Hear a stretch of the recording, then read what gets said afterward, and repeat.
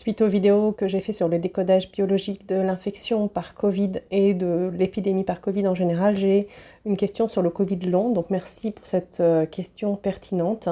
Et je vous rappelle que le microbe est un révélateur de charges émotionnelles déjà présentes en nous, que l'infection soit aiguë ou que le symptôme soit chronique.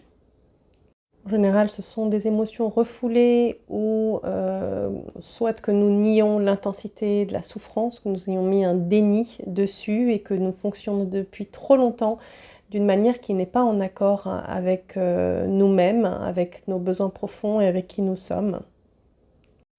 Alors, ce qui est surprenant concernant les infections, et en particulier les atteintes chroniques, c'est que le microbe lui-même peut être un transposé symbolique d'une situation ou d'une relation que nous vivons.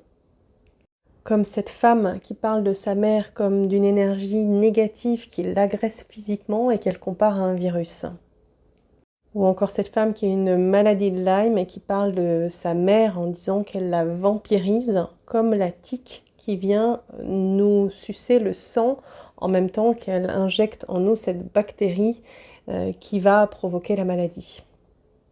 Ou encore cette femme qui se fait particulièrement beaucoup piquer et de manière virulente par les insectes comme les moustiques ou encore les mouches tsetse à l'occasion d'un voyage en Afrique et qui fait le parallèle avec ces relations familiales qui sont agressives, qui sont intrusives et qui sont irritantes, agaçantes, contrariantes.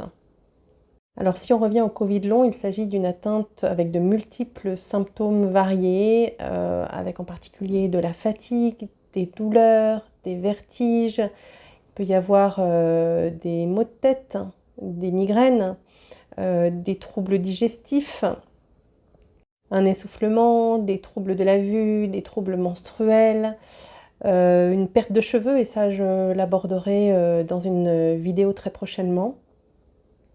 Et pour bien comprendre ce que vit chaque personne qui va avoir un tableau unique au niveau symptomatique, il va falloir analyser chaque symptôme.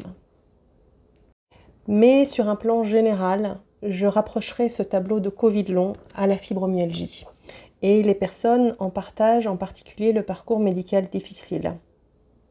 Il y a un manque de considération, les personnes ne se sentent pas entendues et il y a une recherche de reconnaissance auprès du monde médical et auprès de l'entourage de ce qu'elles vivent. Et comme je l'ai expliqué dans mes vidéos concernant la fibromyalgie, eh bien le vécu médical, très souvent, est un schéma répétitif de ce que la personne vit et qui a généré la maladie. La personne vit un sentiment de dévalorisation, l'impression de ne pas compter, avec un sentiment d'injustice et d'impuissance vis-à-vis de sa souffrance qui n'est pas reconnue. Il y a souvent donc dans le passé des gros traumas de type maltraitance avec un bourreau qui n'a jamais reconnu la souffrance infligée et cela peut entraîner beaucoup de colère également. Et un des éléments caractéristiques est de chercher la responsabilité de ce que nous vivons, que ce soit les atteintes physiques ou le mal-être à l'extérieur de nous, comme ici avec le Covid, c'est la faute du Covid ou parfois c'est la faute du vaccin, et de chercher aussi la solution, le sauveur à l'extérieur de nous.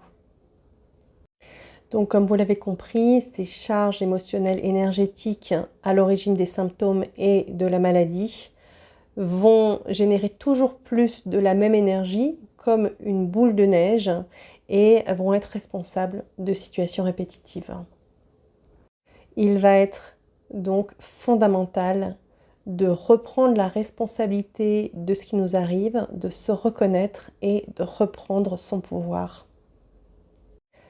Le Covid long comme la fibromyalgie touche majoritairement les femmes car, alors c'est ma principale hypothèse, comme je l'expliquais dans les vidéos sur la fibromyalgie, les femmes sont encore le plus souvent victimes, même si ce n'est pas une exclusivité des femmes, dans cette société qui a un fonctionnement encore très patriarcal dominé par les hommes.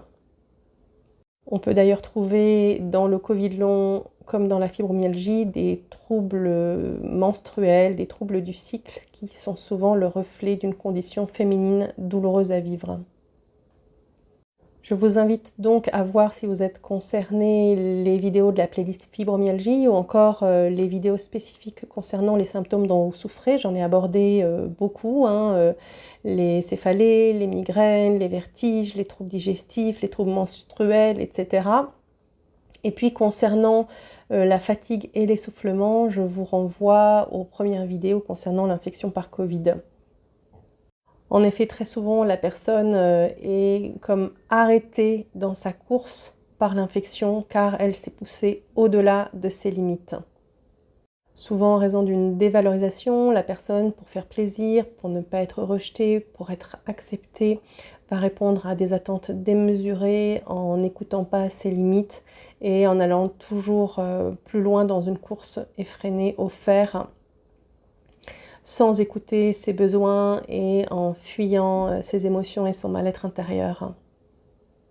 Comme cette femme qui souffre d'un Covid long et qui dit je n'avais pas le temps de souffler, de me reposer, j'avais une boulimie d'activité entre le travail, les sorties, la famille, les amis. Elle se sentait invincible jusqu'au Covid, mais c'était une carapace et elle était coupée de son vécu intérieur. Voilà, j'espère que ça vous éclairera. N'hésitez pas à me faire part en commentaire de comment ça résonne pour vous et de votre propre vécu et de vos ressentis. À bientôt.